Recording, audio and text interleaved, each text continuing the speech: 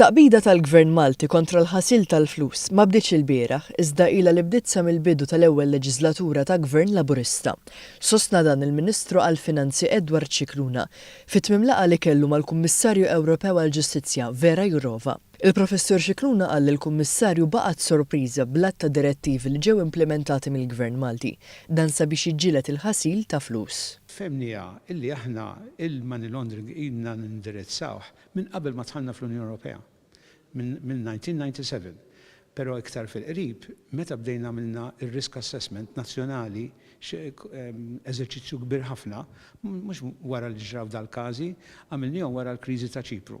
Għax tawna pariri nibdewhom. Bdejnihom, għamilnihom, baqgħet impressjonata bix-xogħol li sar u bil-pjan li għandna li fil-fatt issa tellajna unit apposta biex jikkoordina dawn l-attivitajiet u impjegajna anka il-head li se jkollha tim b'esperti magħha. Il-Professur Scicluna stqar li l-laqgħa bejnu u bejn il-Kummissarju kienet produttiva kif ukoll importanti, hekk kif il-Kummissarju ntbatet Malta fuq pressjoni kbira ta' ċertu individwi b'aġenda politika fih dan il-Parlament Ewropew.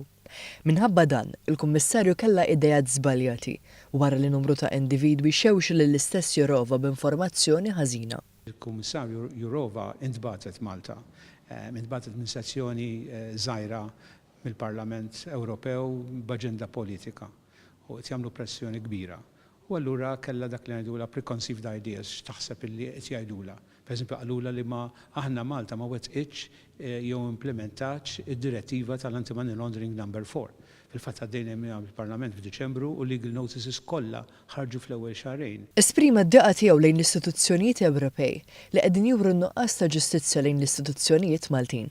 Istituzzjonijiet mimlijin saru ħommhom b'esperti u professjonisti. Il-Ministru qal li bħala parti mill-pjan tal-Gvern biex jiġġieled il-ħasil tal-flus neda 50 miżura biex ikompli jibni fuq il-ħidma intensiva tal-istituzzjonijiet Maltin. Żied jgħid li l-ħidma ser tissokta b'taqsima ġdida li ser tkun immexxija minn Dottor Helga Buttigieg de Bono li nħattret fit-tmum tagħha. Dawk il-50 miżura parti minn pjan li se jieħu 3 snin biex aħna nsaħħu l-istituzzjonijiet tagħna.